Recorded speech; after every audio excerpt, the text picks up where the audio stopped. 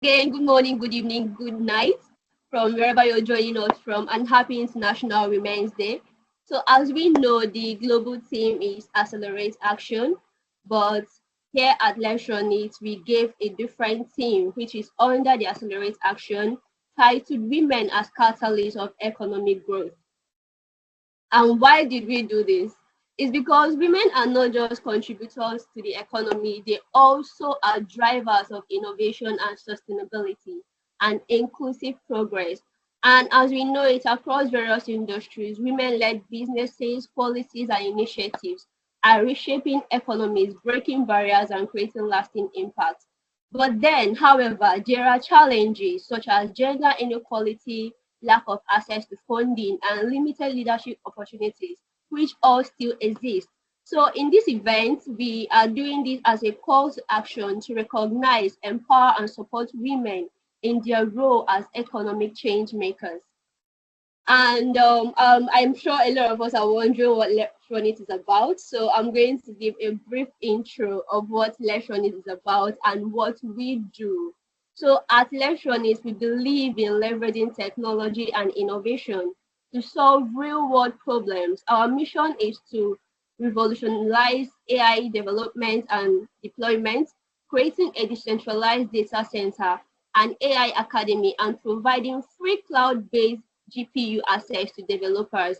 So as part of our commitment to inclusivity, we actively support women in AI and tech, as well as businesses fostering an ecosystem where they can thrive as innovators and leaders. But then in Lexrunit, we have a product called Let's Care. And Let's Care is a technology-driven initiative dedicated to improving health access in Africa. So by leveraging AI and digital solutions, Let's Care focuses on streamlining medical diagnosis and enhancing prescription accuracies, where we link patients to doctors for easy access to medical care.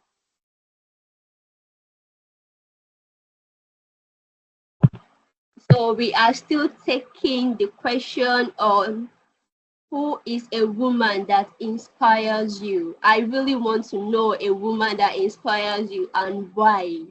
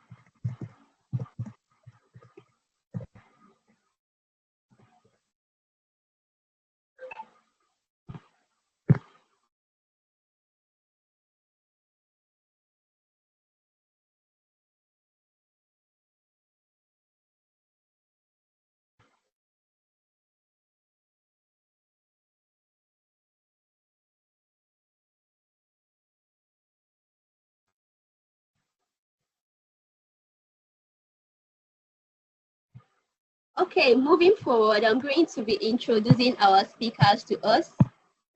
Our first speaker is Mrs. Oluwatosin Taiwo Banjo. She is a program director at Ideation Hub Africa, and she's an international development leader and impact consultant. Our second speaker is no other person than Mrs. Francis Oluchi Jennifer. She is a technical advisor, Nigeria Energy Support Program, GIZ Nigeria and ECOWAS. She is also the legal and policy expert and a sustainable energy and climate advocate. Our last speaker for tonight is Chisom M. Ofoma. She is in charge of operations and administrative management. Yes. So welcome me all as we have our first speaker today, Chisom M. Ofoma. And let's just have a brief intro of who she is and what she does. So Chisom wears many hats, but at the core of it all, she is passionate about making things work efficiently and seamlessly. And she is quite drawn to operations, processing optimization, and technology. And this way, she is able to help businesses streamline their workflow, improve efficiency, and integrate tech solutions and make life easy. So beyond the day-to-day, she is big on career growth and helping people navigate their paths, whether it's transitioning into new field, finding opportunities, or simply making sense of the chaos that comes with the career shift.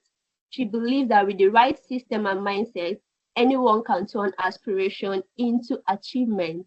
So please welcome Chisom M. Ofoma as she shares her insights with us and her journey as well with us. Miss Chisom, please, you can have the floor. Hi, everybody. Please, if you can hear me, indicate with an emoji or anything at all that shows that you can hear me.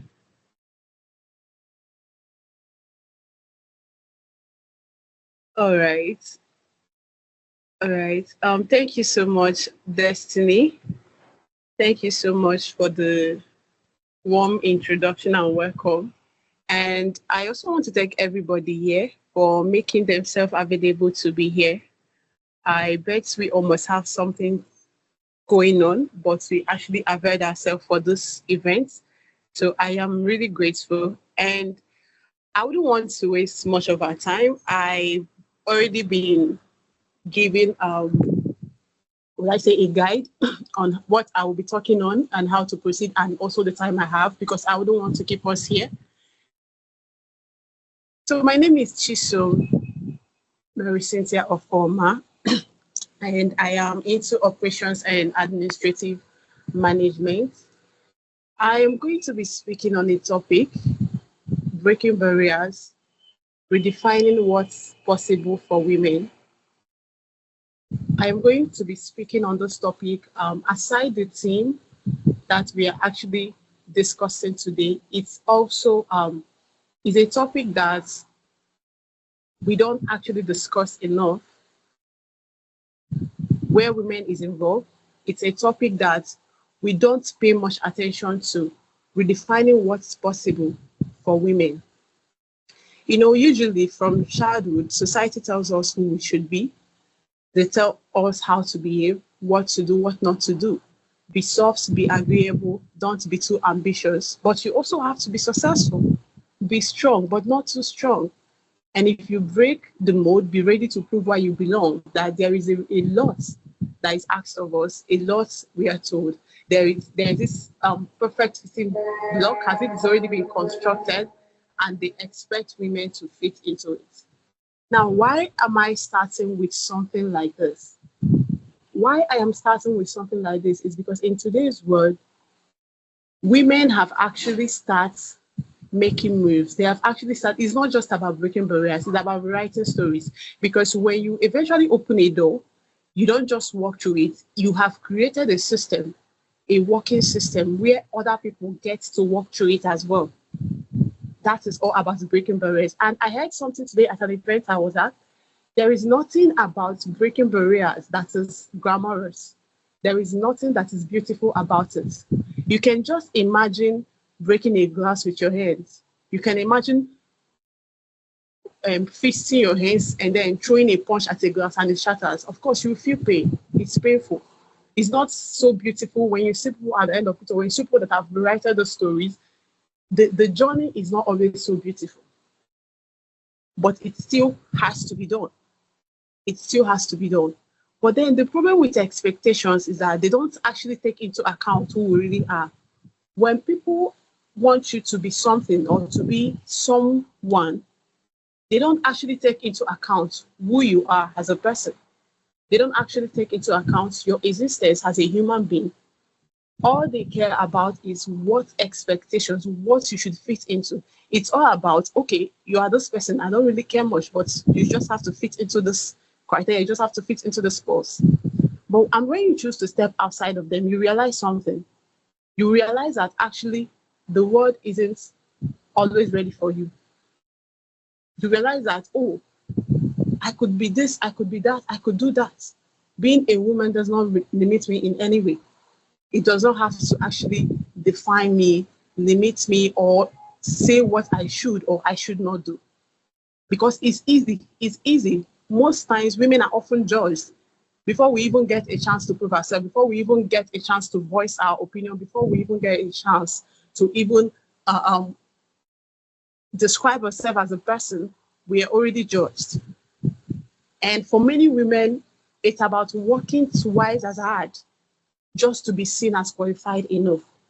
I'm going to share a personal story as regards to that. When I started out into operations, I studied microbiology. Yes, I studied microbiology, and halfway through my studies, please, I want to be sure that I haven't been cut off. Can you all still hear me? You can indicate with an emoji, so I'll be sure I'm not talking to myself. Okay, great, great. Thank you so much. So I've always been an operations girly. Yeah, it took time to actually realize that, oh, this is something I want to do in another. So most of you, or some of you in this meeting might know me as a tech person and operations. Yes, that is what I do.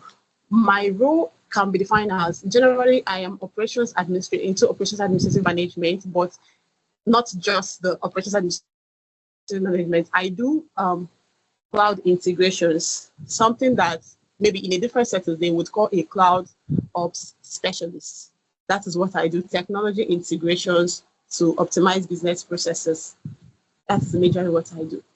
When I discovered that my passion wasn't operations, process optimization, workflow improvement, and all that, I was studying microbiology. I was in school studying microbiology. But then I I am so thirsty for knowledge. Like I love learning things. I love learning new things. That is just something about me. So when I discovered cloud computing at first, I was like, oh, this is very interesting. Let me see. I took I studied it, and then I took my first ever AWS cloud certification, and I passed. It was interesting. And I was like, oh, how do I get to implement this into operations?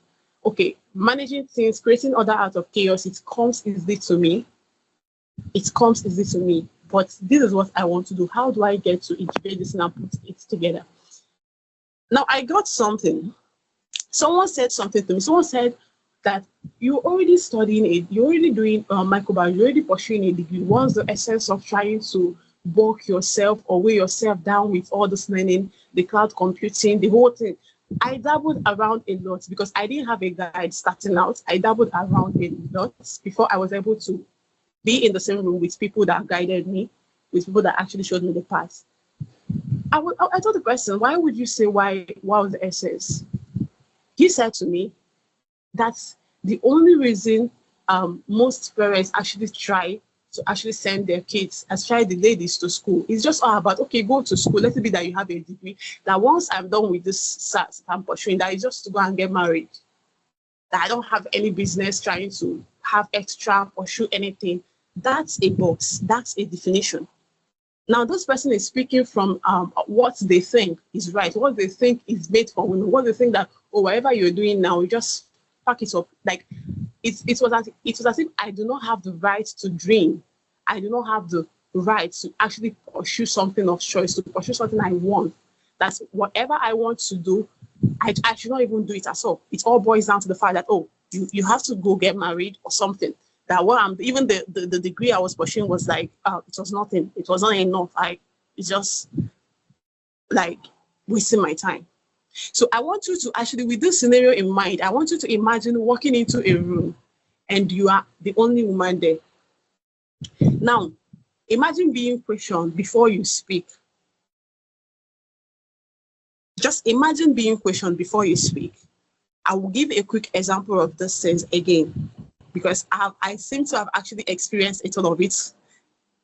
I was sent to to a negotiation table on behalf of a client. When I was still coming up into administrative operation, I worked with this international client, and they were supposed to be negotiating with someone in Nigeria, and I was sent to the table. You know, the first thing the other team, the first thing they said, the lead of the other team said when they came in, okay, quite all right, I was the only lady in the room.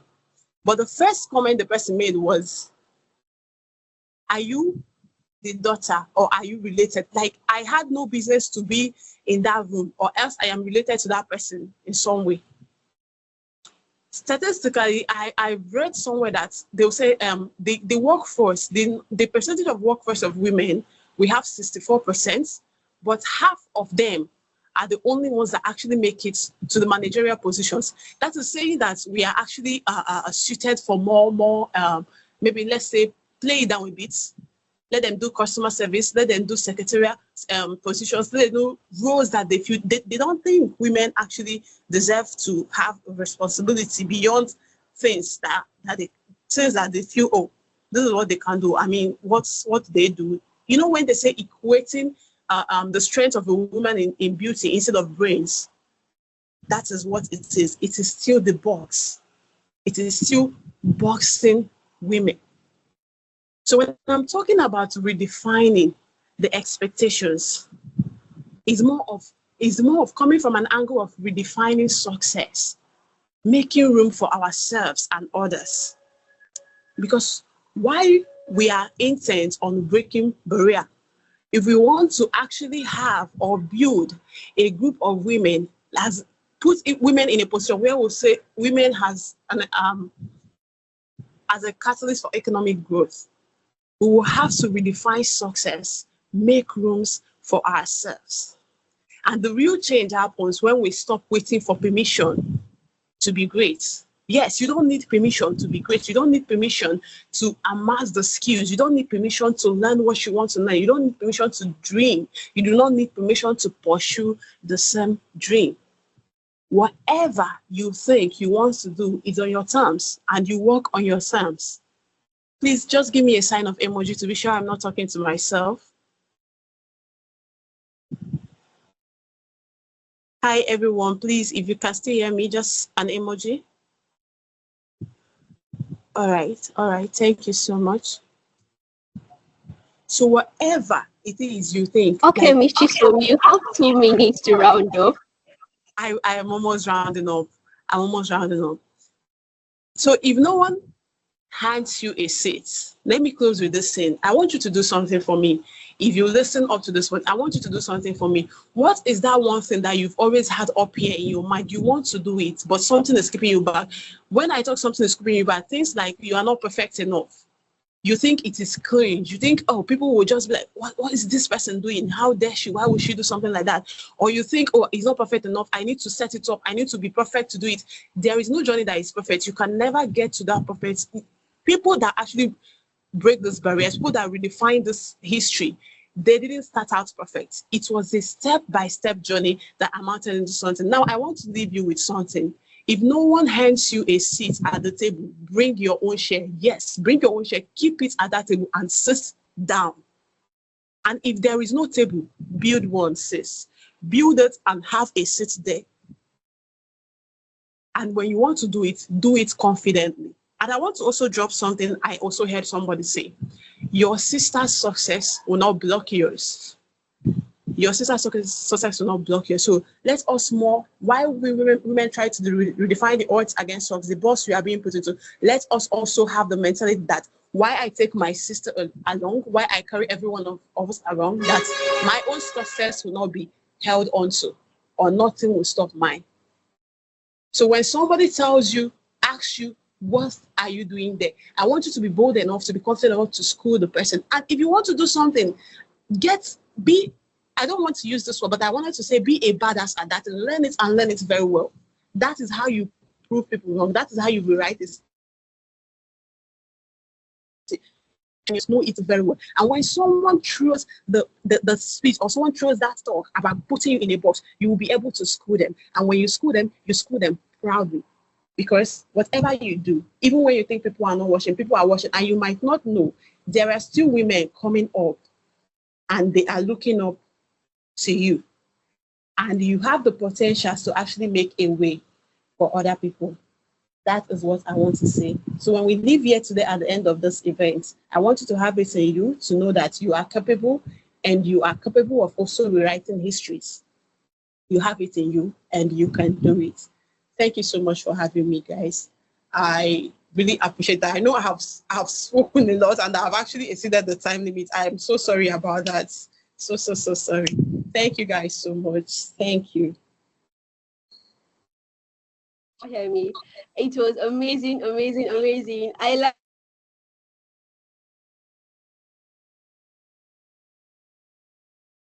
with you, and your sister's success is not going.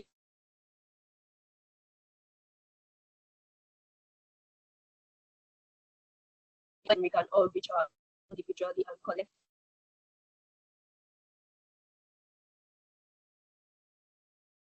themselves and or drop your question.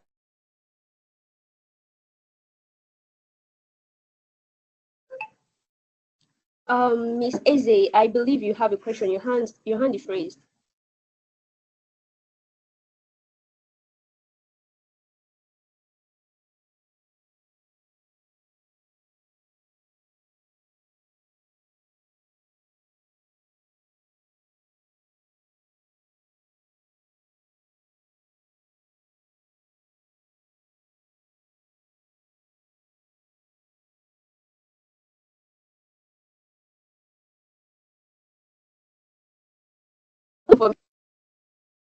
Required for your new role. How did you bridge that gap?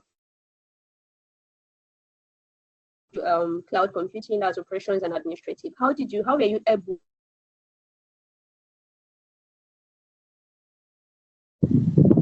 Destiny, are you speaking? Destiny.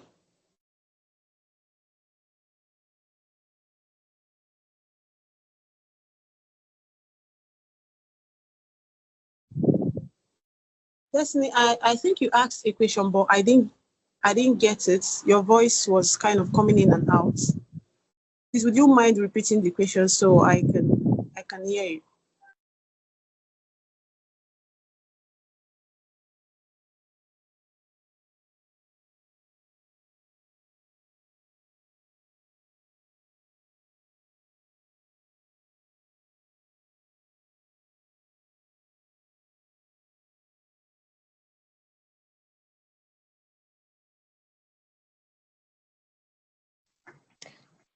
Okay, thank you so much, Miss Chisom. Please, can we all signify that you can still hear me? Because I think my network over here is a bit poor. So please, if you can hear me, can you drop an emoji? Okay, thank you so much. Thank you so much, Miss Chisom. It's actually amazing to have you here. I know you're a very busy lady, and taking time out of your busy time to be here, it's wow. Thank you so much. Thank you. And happy International Women's Day to you and to every other woman and to every other women, great women out there.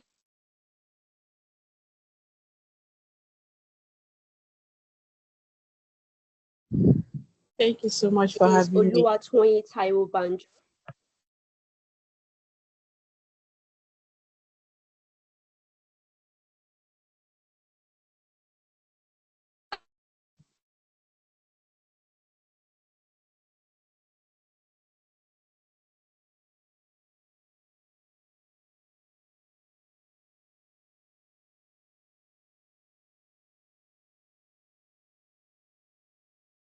Please welcome, join me as we welcome Mrs. Toyin Taiwo Banjo. Mrs. Toyin Taiwo Banjo, sorry, I'm murdering your name, is a visionary leader and humanitarian of experience in communications, strategy, and impact consulting. Wow. As program director at Ideation Hub Africa, she has empowered over 28,000 change makers across 46 plus countries. Amazing.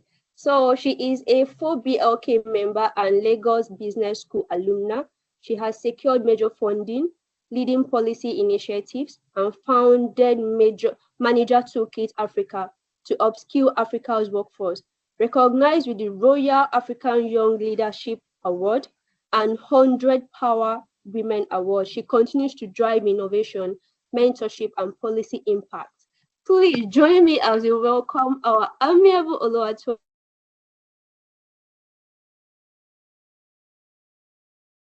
Good evening, everyone. Please confirm that you can hear me at this time and confirm that you can see my face. Please let the confirmation come through in the chat box. Yes, ma, we can see your face. Okay, great. I was trying to switch the camera in such a way that I can see myself. Just a minute. Oh, so sorry. Okay. Back to what I was saying. Please confirm that you can see me. All right. Thank you for using the icon. Happy International Women's Day, ladies. You can't. Oh, who is the person that says you can't see me? Please confirm again that you can see me. I intentionally glammed up for you guys, and I want to confirm that you can see and hear me. All right. Thank you, AZ1A. All right. Can you also hear me? Please confirm that my audio is clear and very audible. Thank you. All right. I believe it is clear. All right. Since there is an icon, a thumbs up icon saying you can hear. Exciting. Once again, I congratulate and applaud the amazing work by Bucci and the Lexrunit team. God bless you immensely for the amazing work you're doing through Lexrunit, Lex Unit, as well as the entire team. It is with deep gratitude that I am super excited to come before your platform and really share from my wealth of expertise and experience around the topic of women as catalysts of economic growth and development. And we will be just playing around some critical data that enables us understand the potential, the weighty potential that the woman carries. I want to confirm that right here in this platform, we have women who are tuned in. Please confirm that. I would love interactions in the chat box so I know that you are following, you are engaging, and you are enjoying the session. Thank you. So we have women on board. So just before I delve into my session, I want to just let out a powerful charge to you, woman. Woman, you are more than enough. Woman, you don't need anyone's permission to be who you have been called to be, right? The only permission needed is the permission you give to yourself to be and to do and to have everything that has your name on it. So in this season and in this time, I don't want you to be one of those women who feel that the world is not giving you the opportunity to thrive and to really, really bloom like the star and like the flower that you are. You have got all that is required to stand out and to be whatever you want to be.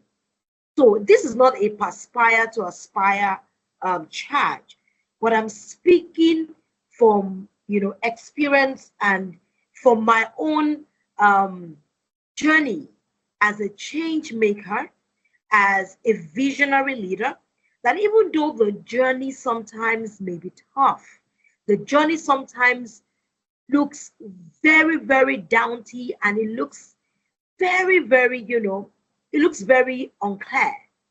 Know that you have got all that it takes to be what you have been ordained to become. That's one. Secondly, I want you to understand that you have so much fellow women, or so many rather, fellow women like yourself rooting for you, right? Rooting for you.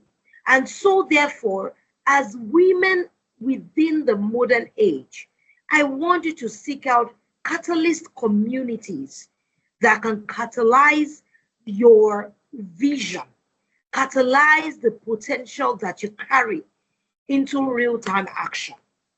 And when we get into that, as I begin to speak, in relation to the topic for tonight's discuss. Now, again, it's my honor to come before each of you to discuss this matter of crucial importance and the role of women as catalysts of economic growth and development cannot be overemphasized. And we're not just saying this to just put forward data. We are not just saying this to just make women feel good. Looking around you every single day when you step out of your house and you go out every single day, look around you, look around your environment, look around your community. You see a good percentage of women around you who are trying to empower themselves economically through a trade or through a commercial investment. So what do I mean by that? When you look around you, you're seeing women doing everything it takes to thrive, doing everything it takes, both digitally and physically. When you step out, you look at your bus stop, you look at the market spaces, you look at your environment, you get into the online space, same thing. You see women pushing beyond boundaries, pushing beyond the odds for them to excel. And all around the world, history and data affirms this. It affirms this simple yet very profound truth that when women thrive, economies prosper. When women thrive, the world is changed forever. You look at many households today, in today's climate, and data has proven this. We have almost 50 to 60% of women amongst households being the sole breadwinners of their households. And I think in the last 20 or 30 years, it wasn't the case, right? But times are changing. And we're now seeing women stepping up, breaking the mold and breaking the barriers to really see themselves thrive, even in male-dominated spaces, male-dominated careers like tech, STEM, and the likes.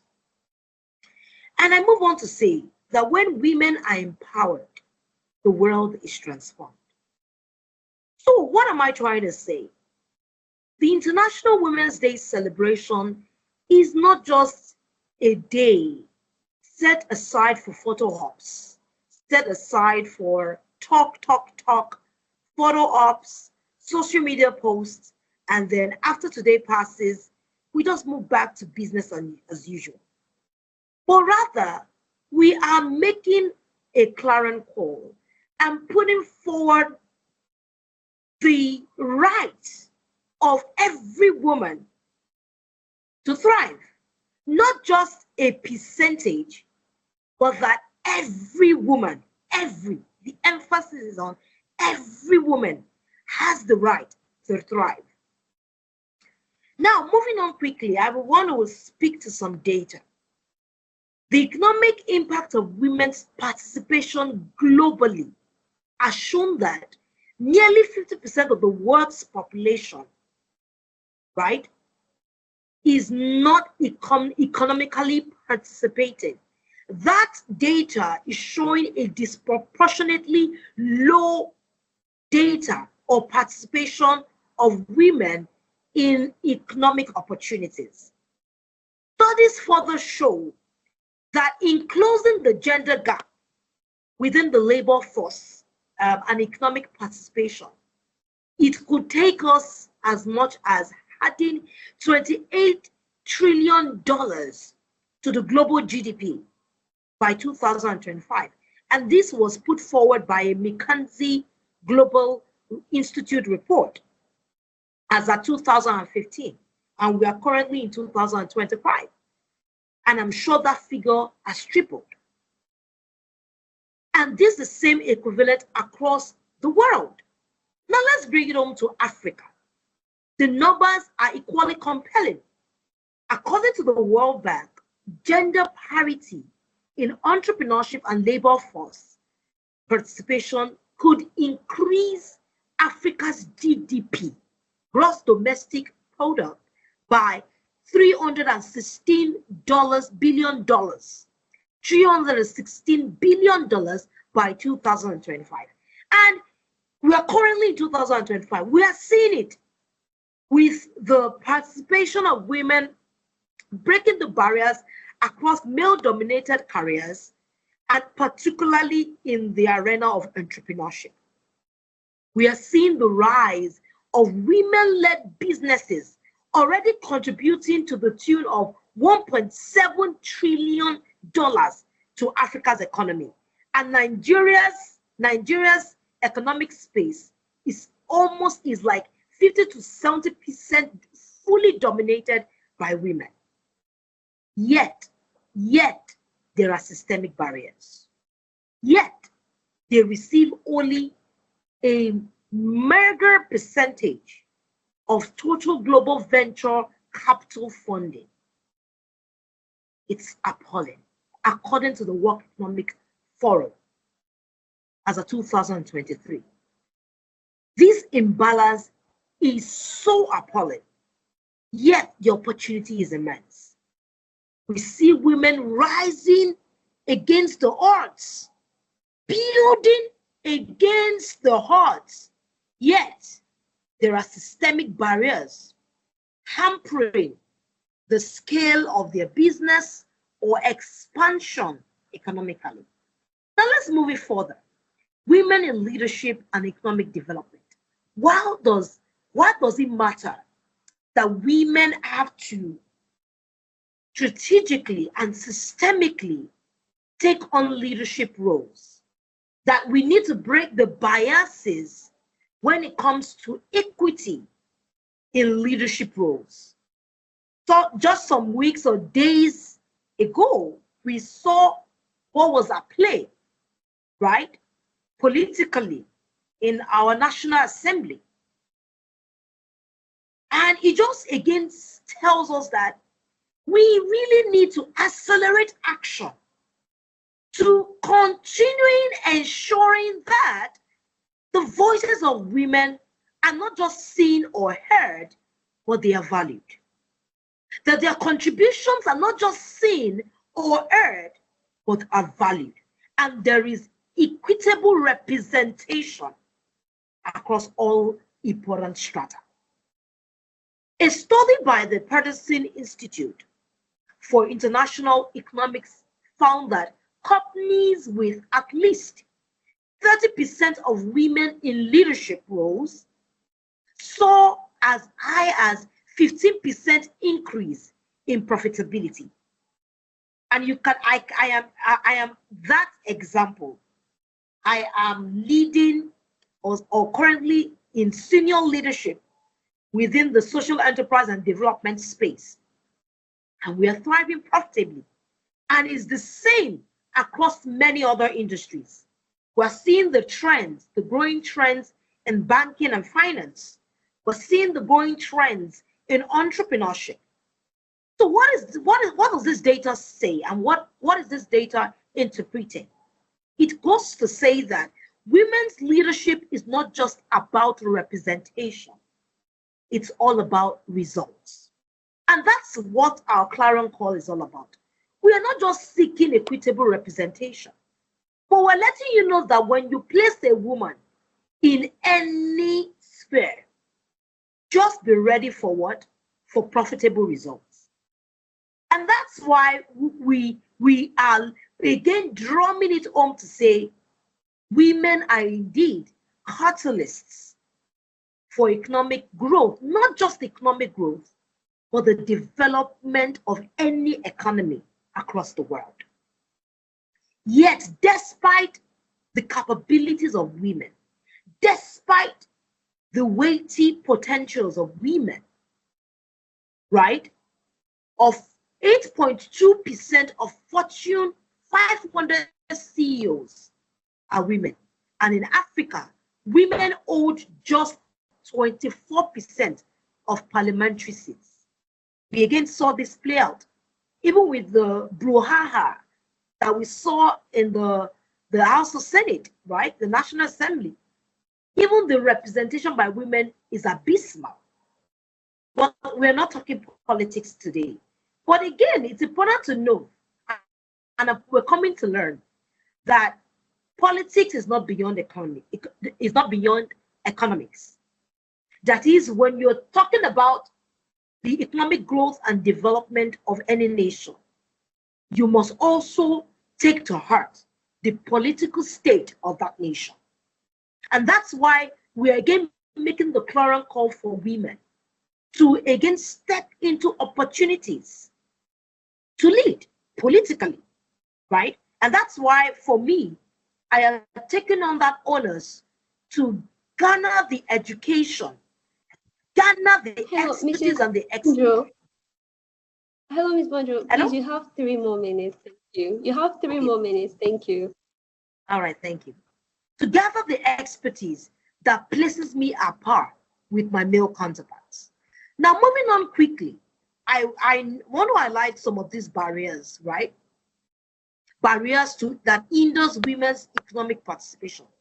One of which is financial exclusion. And data has shown that there is a $42 billion financing gap in Africa that women-owned businesses face. Again, there is the systemic barrier of unpaid domestic care work than men, right? The International Labour Organization, as of 2023, provided this data. There is also the education gap, as well as cultural and legal barriers. Again, just citing the example of what played out in the National Assembly. How, therefore, do we accelerate action? How, therefore, do we birth innovative solutions for economic inclusion? The first is ensuring that we bridge the financing gap, right? Across all strata, government institutions, financial institutions, venture capitalists must increase funding for women-led enterprises, invest in women-led startups and SMEs, not just SMEs, but MSMEs, because we have seen that a lot of nano, micro, and medium-scale businesses are run by women. And if more women are empowered, we will see more yielded increase exponentially in the economic returns. Secondly, we must enforce equal pay and labor rights. We again saw this at play. Equal pay and labor rights. We have seen cases where in male-dominated spaces, the women are being paid much more lower than their counterparts when it comes to rights to certain benefits and promotion opportunities. The women again suffer the setback, on the cadre. So we are saying policies have to be put in place. We know these policies exist, and I don't want to overflong it. But what I am driving for here is greater enactment, greater implementation of these policies. We want implementation of these policies that institute for equal pay and eliminate workplace discrimination. We saw this at play with I think one of the chief human relations officer of Kuda Bank, who had to sue the organization because of discrimination, because of workplace discrimination, right, around equal pay and labor rights. The third, greater investment in digital and financial literacy. We still need to close the gap. A again, a lot of focus is on Lagos, is on certain southwestern states, when there are gaps, data-driven gaps around other geopolitical zones across Nigeria. I am using Nigeria as an example. So it means to say, let us get out of Lagos and get into other states, get into other suburbs, get into other communities, and invest in digital and financial literacy, right? So that in doing so, we will be able to extend and grow our digital economy and also drive inclusivity in access to mobile banking and fintech solutions. And the fourth and final point here will be, again, expanding access to quality education and supporting work-life balance across the board. Thank you. Let me know if there are questions at this time. Thank you. Wow, amazing, amazing, amazing. Thank you so much, Ma. It's actually always, as usual, splendid to hear you speak. Thank you so much, Ma. Please, if you have a question for Mrs. Banjo,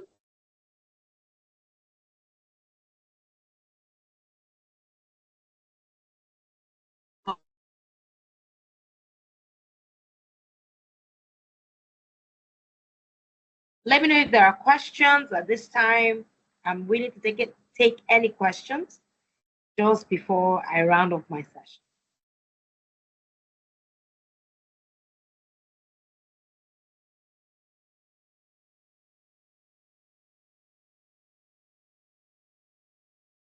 the question is, what strategies have helped you build and exert yourself in challenging situations? Because I know in your line of work, you would have actually encountered some challenges being in male-dominated roles. So what are the strategies that helped you to build confidence and place yourself well in that sector? I love it. I love it. The first strategy is, I understand my identity as a woman, that my identity as a woman is a strength and not a disadvantage. My identity as a woman is a strength and not a disadvantage. That's number one. Secondly, as women, we have the capacity to nurture. We have the capacity to nurture and build organically anything that is laid before us. Women have, just like you see the mother hen. You see how the mother hen or the mother eagle protects our children or our chicks or eaglets. That is the same nature, the organic and authentic nature of the woman. You place a woman in any space, the woman has the capacity to nurture talents, nurture potentials into powerhouses. And that's what I have simply done in my capacity of leading in male-dominated roles. Being able to easily and quickly spotlight and recognize talents and nurture those talents. And I'm not saying this to discountenance the male counterparts. For many male, when they see maybe talents, sometimes the first underlying perception will be a competition. But for women, it's rare. Our innate wiring is to nurture, is to build. And so the moment you step into this potential that you carry as a woman, you will excel and thrive in any male-dominated role. That's the second point. The third is to also what? To grow a PhD in myself. And what do I mean?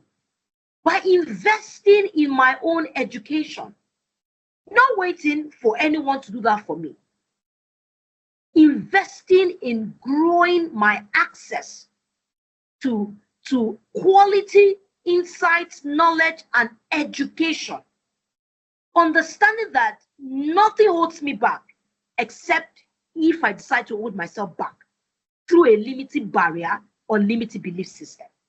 So there is nothing you place before me that I will say I can't do. The moment I can think it, it is possible. And the fourth point The moment I think it and I know that it is possible, the next point is to do what? Is to then begin to seek pathways of collaborating and partnering with like-minded individuals and change makers like myself. Because I know that one, we chase 1,000. Two, we chase 10,000. So if myself and someone else can collaborate and come into a sustainable partnership, we will be able to scale and generate more sustainable results than if I was going alone. And this is how we have built. This is how I have built the initiatives, built the organization organically, and continue to even build many other expressions that I am managing. I hope this answers the question. Thank you.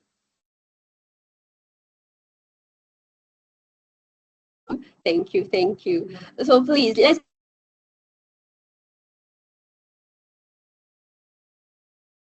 go information and knowledge that she has shared with us.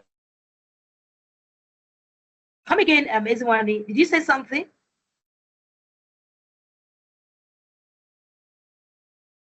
Sorry, I didn't get what you said. Did you say something? No, I'm just giving you vote of thanks. Thank you so much. No question right now. Thank you so much, Ma. It's always splendid to hear from you as usual. Thank you. She wants to speak, or is she one of the speakers? Let me know. Okay, Mrs. Francis is one of the speakers. She's actually waiting already. But you can drop maybe a closing word for us at the end when she's done speaking at the end of the program. Thank you. Okay, do you want me to wait till the end of the program? Let me know. Yes, ma. Yes, ma. Thank you. All right, I'll do just that. Thank you.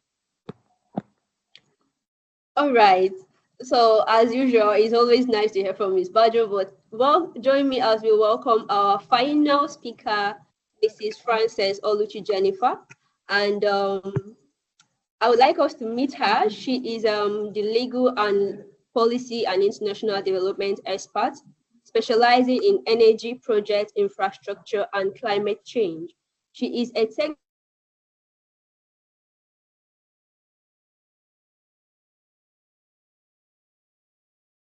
working on sustainable energy and climate change.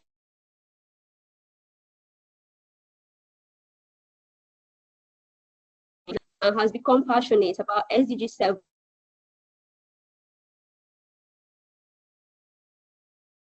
access, climate resilience, and sustainable development. Ms. Jennifer enjoys insightful discussions, about business and investment. So please join me as we welcome her to share with us very insightful information and knowledge. You're welcome, Ms. Jennifer. Please, you can have the floor. Yeah, thank you. Easy. So first correction is Miss. Thank God you corrected it at the end of the introduction. Yeah. So as you know, I'm Jennifer Oluchi. I work with GIZ Nigeria, just for my introduction, and I work mainly in power, basically on energy and infrastructure projects. So I've been like 5 years in the power sector. Yeah, so 5 years in the power sector. And again, my background is in law. I made the first class from the Nigerian Law School, and I know for most lawyers, one thing they want to say, okay, if you're a lawyer, you should go into a top firm or become or be practicing law, or rather be a litigation lawyer, something like that. But from my experience, it's kind of unique because immediately after law school, I jumped into the international development space, and I started working on power. So I'll be sharing mostly my experience as a woman, and of course, happy International Women's Day to all the amazing women out there. And thanks, guys, for having me, and thanks to the organizers of this event, of course, Lexrunit. So I'll be sharing my experiences, my lessons, and of course, maybe motivating one or two persons from this event. I think before I continue, let me be sure that everyone can hear me. Hope you can hear me, and hope you can see me as well. All right. Okay.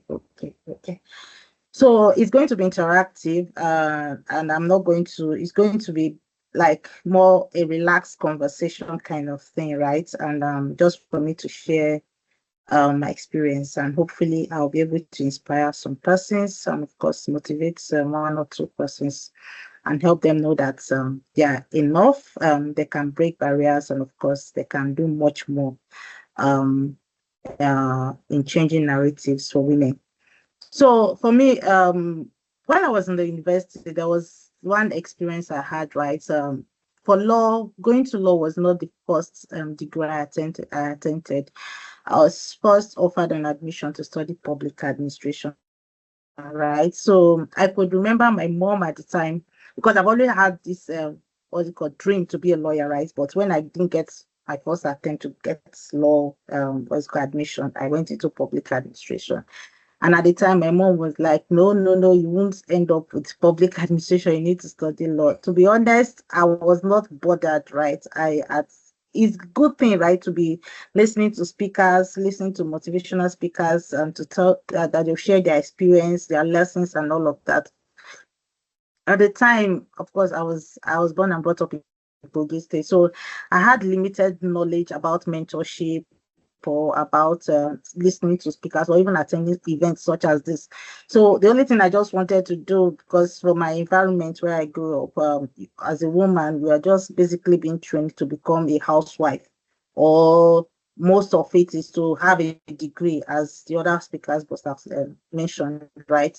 Have a degree, and at the end of the day, either you are becoming like uh, as we see in our society these days, you end up either selling bags, shoes, or stuff like that, or becoming a makeup artist, which are not bad careers, right? But these are things that mostly were prevalent in my environment at the time. So my mom was like, okay, why not just consider law? So I went to share my experience as story. So she called her friends, I called them committee of friends, so to advise me that I should go back to law. And then because of my environment, because of my level of exposure, one thing I was telling myself was, I can't just go back to studying law. Law is like having 7 years being spent in the university. And what am I going to do? I need to marry. I need to become a housewife. I need to. So things like that were what I was exposed to, like that is limiting women that a woman can do. So I was not able to dream very higher than my environment, right? So one thing maybe you can take off from this story is that exposure is very important. Attending such events and listening to women that have been able to really make good use of their career and maybe make serious difference in the society is very important. So, but based on the statement of my mom, I was able to go back to law, and then at the end, I made it through law and becoming very good. And after law school, here I am. It's been years. I didn't spend my whole lifetime studying law, first off, and just 5 years after law school, I've been able to make serious impact that I wouldn't have dreamt of from my university, to be honest. I've been part of major policy initiatives. I've been part of major projects in Nigeria, groundbreaking projects, major milestones that sometimes I look at myself and I say, I wouldn't have dreamt or imagined that I could be this. So as women, as one thing I want you to also take out from my story is that there's so much more you can do, right? And one thing again I would also share from my story and experience is that while in the university, at a point, I think I had a breaking point when I started networking with some persons that are really very serious with their lives. So I think your friends make a lot of difference, right? People you network with, people you listen to, they make serious difference in your life. And at a point, I found out that things changed. I had this transformative change in my life that I started to dream big. I started to think that, oh, see, if I can achieve this, then I can achieve more. So, and let me just give an instance. There was one professor that came to my class at one point, and she talked about her story, just the same way I'm sharing my story, right? This time, she talked about her story, how she grew up, how she had so many limitations, but she never allowed it to deter. One of her limitations even then was even getting to learn the English language. A professor of law, I'm telling you, even getting to learn the English language was her biggest weakness. And she didn't let it deter her from becoming a professor at the end of the day. What she had got to do was to just build herself up, develop herself. And she's a Yoruba woman, and she tries to interpret, because she speaks Yoruba very well. When she wants to speak in English, she tries to interpret it first in Yoruba before maybe speaking it or translating it in English language. So you can have your weakness, right? Something like this can be your weakness, but you shouldn't allow it to deter you, right? Like for me, my environment was a weakness, my exposure was a weakness, but at a point I discovered that there was so much more that I could do for myself. And for me, from my experience, one thing what I want you to also take out from this is that it's not just about you align your society stereotypes or what the society have made you to believe that as a woman you are meant to become a housewife, or you are meant to go into one become an Instagram vendor. It's not a bad career, it's not a bad thing, but you should dream more. You should dream more. There are so many things you can do for yourselves. Like for instance, from my experience, right, working in GIZ and being able to be part of so many groundbreaking projects, I think it's giving me much more, how do I say, what's the word? Much more ambition, much more perspective to dream, right? And to really inspire other people and make them feel that it's not about your environment. It's not about your background, right? You can do more. And there's something else I want you to take out of my story is that because is that for women, right? There's this thing about policies. I know the former speakers mentioned things about policies and changing narratives and all of that.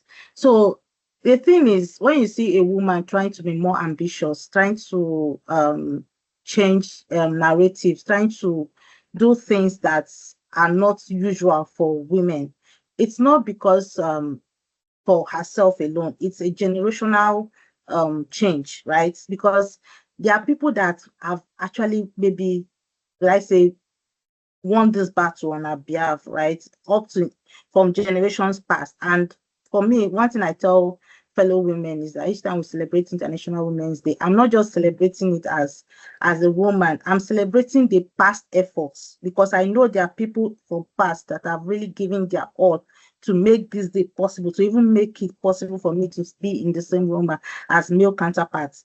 If I don't know if many of you have read history, but if you read history, you see that there were times that women cannot go into certain businesses, they cannot go into certain industries because of stereotypes, because of the belief system about what gender roles should be.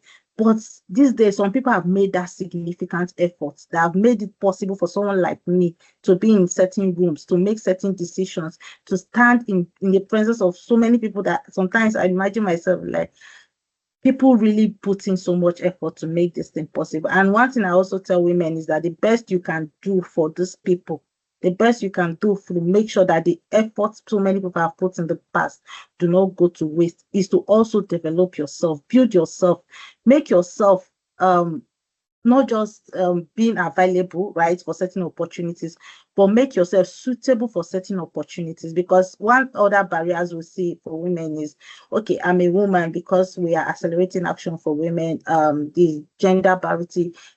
Of course, there have been some progress over the years, not, of course, not as it used to be, right? And then some people want to feel like, okay, I should be entitled to certain positions, or I should be led into certain position because I'm a woman. Give me that voice. You need to build yourself suitable for that position. You need to make yourself suitable for that position. And one thing I tell people is that, okay, you are a woman. The thing is, because people have made so much effort, right? And you don't want to also feel that these positions, because these positions are being given to you because of your role as a woman. I can see there are some organizations, because some male can, sorry, apologies to the men actually. There are some men that believe that if certain positions are put out and you see something like being a female is an added advantage, they get angry. That's why are these positions now saying that, oh, because it's a female, then the person should get this position, right? And not looking at the qualities, the suitability of that candidate for that position. So as women, one thing we can also do for ourselves is developing ourselves at par, or making ourselves better, not even at par, better, showing ourselves that we can actually be more suitable, and not just because certain organizations want to fill certain gender parity roles, or want to ensure that they are having more females in maybe leadership position, but because the females are suitable for those positions. They have built themselves. They have modeled themselves so much that they can do much more even than their male counterparts. And one thing again for women is, I've observed for most women in certain positions, is that when we set our minds to things, we tend to achieve more results. And I just hope that the society begins to understand things like that. I'm not going to delve much into statistics and data because, of course, the last speaker has spoken a lot about statistics and data and how much ensuring gender equality would really bring prosperity to our society, increase economic growth and development and all of that. So I'm not going to delve into that because it's a glaring truth that we all have to accept it. But one thing I'm going to be sharing, I'm going to keep saying, is about my story, and of course for women to be suitable for certain positions, to model themselves, to develop themselves, and not just limiting yourself to, okay, there's no need of me to develop myself. There's no need for me to build myself. I have to limit myself to what the society have limited, the limitations the society have placed on me. No, there's so much more you can do for yourself. And then one more thing I would like to share about is how I got into international development. So as I said, my background is generally law. And one fun fact about me is that I've not been to any law court since after my law school. Yeah, I've never been to a law court. But I have really, really been practicing law, not litigation aspect of law, but in law we call it like an in-house. So it's more of the commercial Sorry to aspect, interrupt you, Miss transaction. Francis. Please, you have 3 more Yeah. minutes. Thank you. Oh, okay. Thank you. So it's about the transactional aspect of law. So when I get into the international development, it's not the career that I thought I would really be practicing in, but I've come to realize that, for instance, my position as a woman, secondly, the fact that I can really shape things for my country, the fact that I can be part of making significant policies, that can be part of significant projects for my country. These are what inspire me into international development. And I'm pretty sure there are so many people that really want to go into international development. You need to have passion for it. You need to have this enthusiasm for it, because to be honest, it's not been a juicy role or something like that. It's not easy, because you need to be involved in new things. You need to be involved with things that have not been done before, and you need to be creative. And that is one thing I value my instinct as women. I don't know if you all know, but as women, we have this unique instinct about things that we're able to, they call it a sixth sense, sense, that we're able to perceive, we're able to reflect, we're able to sense things ahead, above our male counterparts. So that's one thing that I've been able to help me in my job, my ability, my creativity, my ability to think through things, and also leveraging my strength as a woman, my passion, and also my enthusiasm for getting things done as a woman. That's really helped me in my job, and of course, I've made me to accelerate myself to where I am today. And generally, one last word I would like to leave with you all is that, as we celebrate International Women's Day on Accelerating Action, of course, there are people that are making efforts to make women have a voice in our generation. There are people that are doing their best efforts. There are people that are giving their best, giving their lifetime to make our generation suitable for women.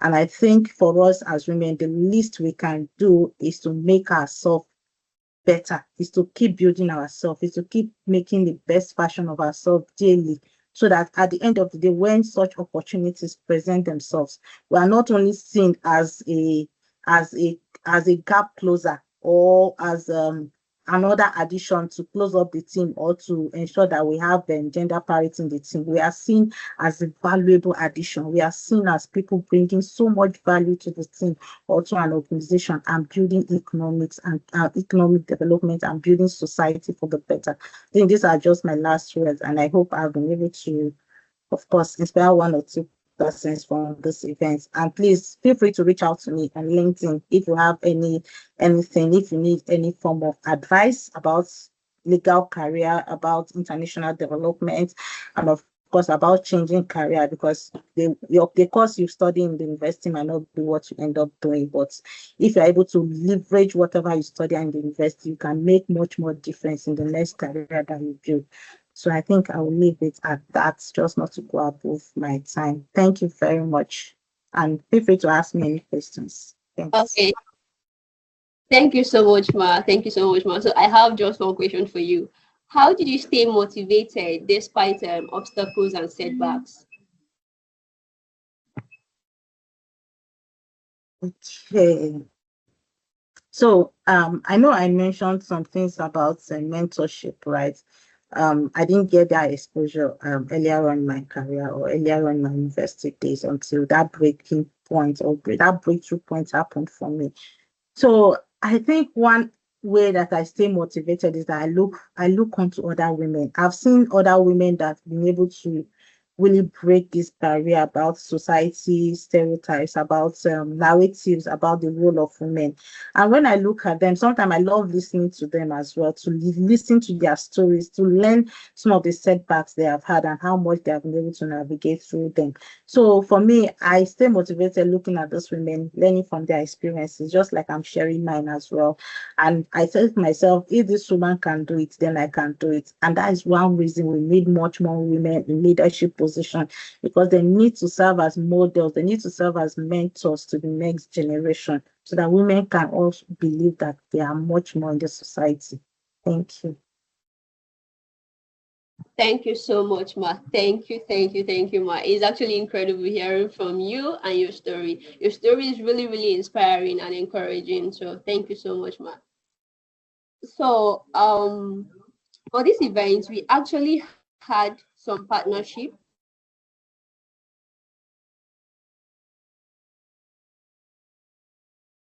to introduce their community to us, what they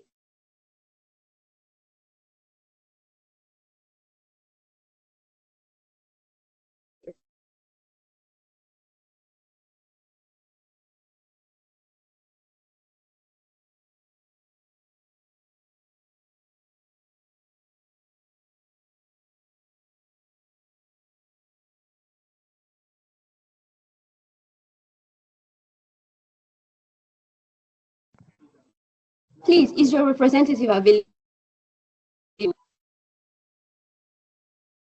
Blaze her.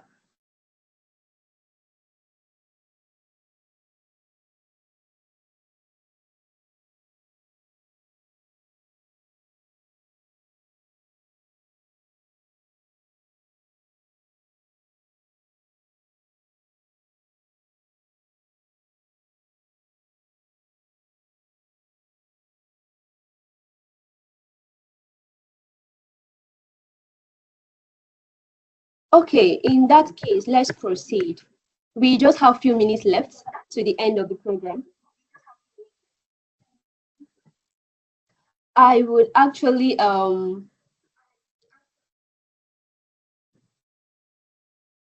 us to ask any questions we have to any of the speakers. If you have a particular question you want them to answer, kindly throw it in. Thank you.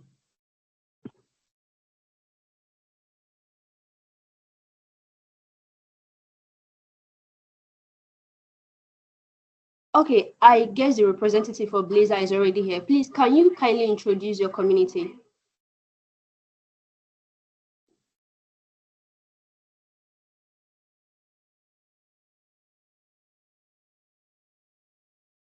Good evening, everybody. Please, if you can hear me, can you let me know in the chat box?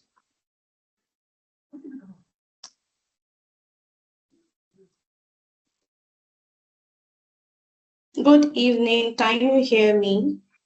All right. My name is Joy, and I'm a representative of Blazer Tech Community. We all know that tech is one of the industry that is the fastest growing now, and we still realize that a lot of women are still underrepresented in the tech industry. And we ask the question, why? Why is it women are underrepresented in tech? So that was why we came up with this community. One of the reasons why, please, can you hear me? Yes, we can hear you. Okay, thank you. One of the reasons why women shy away from tech is the imposter syndrome and self-doubt. Many women struggle to have this feeling like that they are not good enough. Many women have this feeling that they are not good enough and that they don't belong in technology. And this is a lie. I want you to tell yourself that this is a lie, that I belong in tech. And that's why Blazer is here. Blazer is a community designed to inspire, guide, and empower female beginners in tech and tech enthusiasts. Our goal is simple, that is to bridge the gap between technology and apathy, ensuring that more women feel confident and capable of taking charge of their tech journey. So we will be officially launching on the 15th of this month, and we will be, as part of our launch, we are offering a free access to 20 women for our Skill Accelerator program, a program that's designed to equip participants with practical tech skills and industry insights. So we are encouraging everyone here to be part of this journey, be part of Blazer. How can you be part of Blazer? You can be part of Blazer by sharing the word. Encourage women out there to join the community, because it's beyond just the community. It's a movement. It's a place where you feel safe, where you feel loved as a woman in tech. It's also a place where you thrive and grow. Another way you can help us, you can support Blazer, is to partner with us. And also, we are calling out for mentors who will be willing to guide these young women that are entering technology. So a flyer will be sent out after this event, and it will be open. Applications will be open where you can apply for the.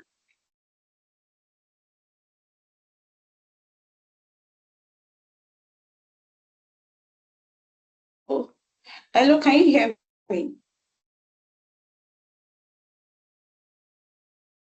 Okay, so after this event, we'll send out a flyer where you can register for a launch event, and also opportunities will be open for you to get access to the accelerator program. Thank you so much, Lexrunit and the team, for the opportunity to speak today.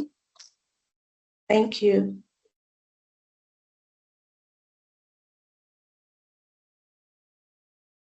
All right, thank you so much, Ma. Thank you.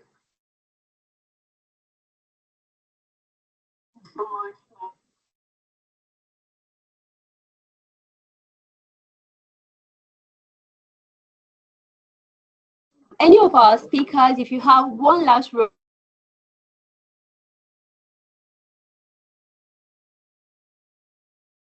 she was the first that spoke to us tonight.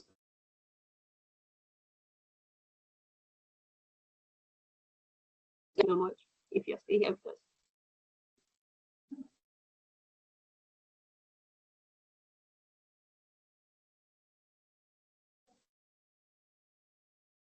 Okay, if Miss Chisom is not available, Mrs. Banjo, please, can you share your last word with us in 1 minute? Thank you, Ezewane. All right. Thank you so much. So to every trailblazer woman tuned in tonight, I want to say that you are powerful.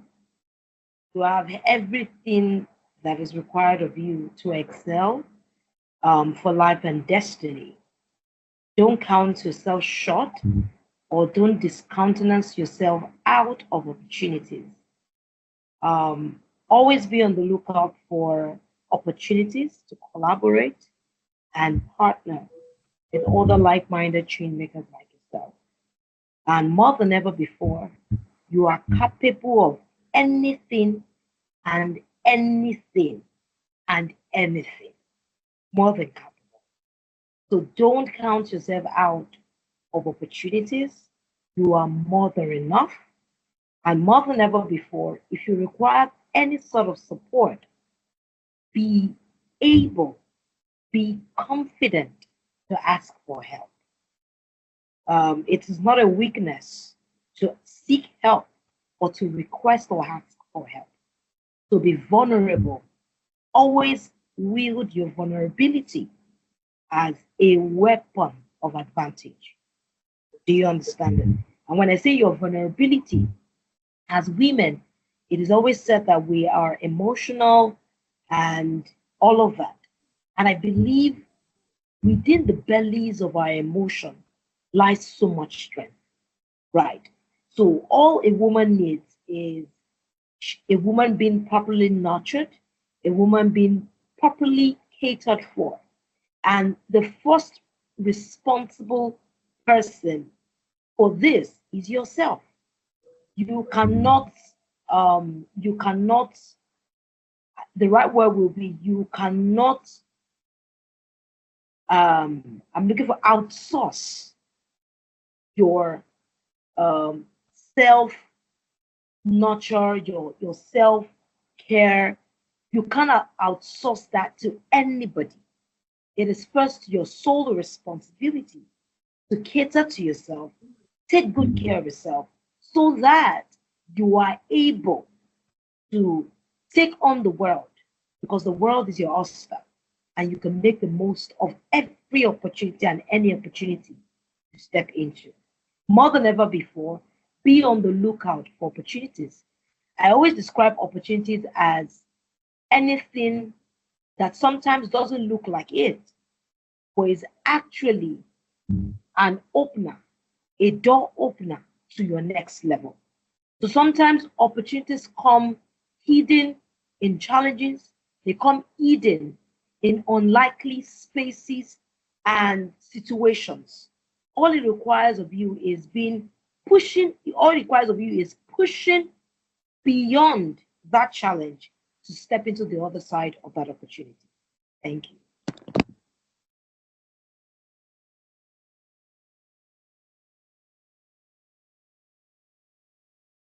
Can you hear me, Eziwane? Are you there?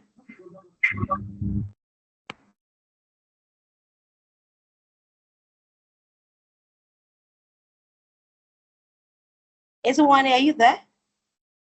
Let me know if you're still connected. I can see you're in here, but I can't hear you. The bit so much, ma. We are really inspired by your words. Thank you. And good night. I believe you'd want to drop off the call right now. So thank you so much for your time. We really appreciate your presence. It means a lot and we've learned a lot from you. Thank you so much, ma.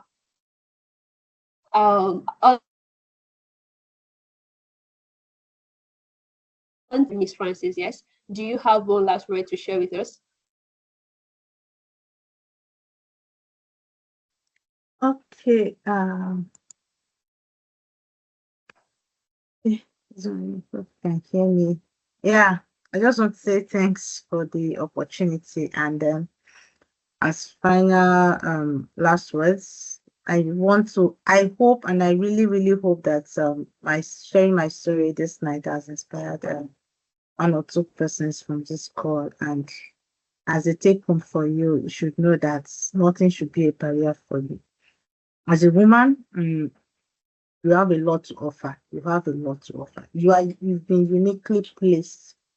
Your sixth sense, your emotions, your creativity has uniquely placed you in a position to bring one perspective that just look at yourself, that my voice, no other person has it.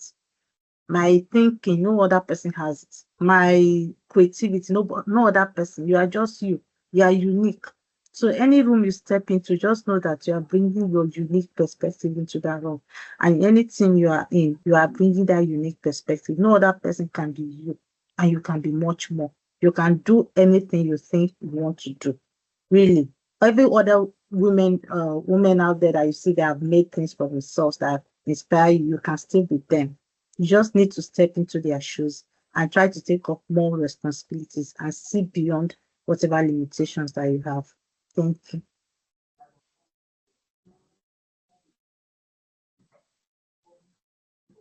Okay, thank you so much, Ma.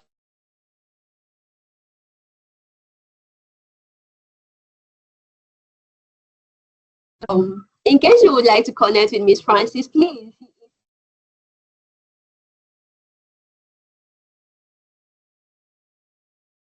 Yes, and you can also connect with Miss Banjo at Oluwatosin on LinkedIn as well. So thank you so much to everyone, all the amazing women and our supporters, because I know we have some men in the house tonight. And thank you so much for coming out to support us, if, despite your busy time and busy schedule. So thank you, and once again, happy International.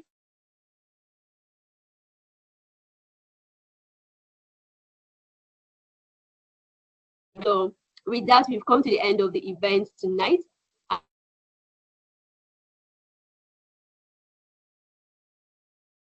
Last Blaze her. Yes. So thank you for tonight. Hope to see you next time. Thank you. Go and have an amazing night rest. Good night.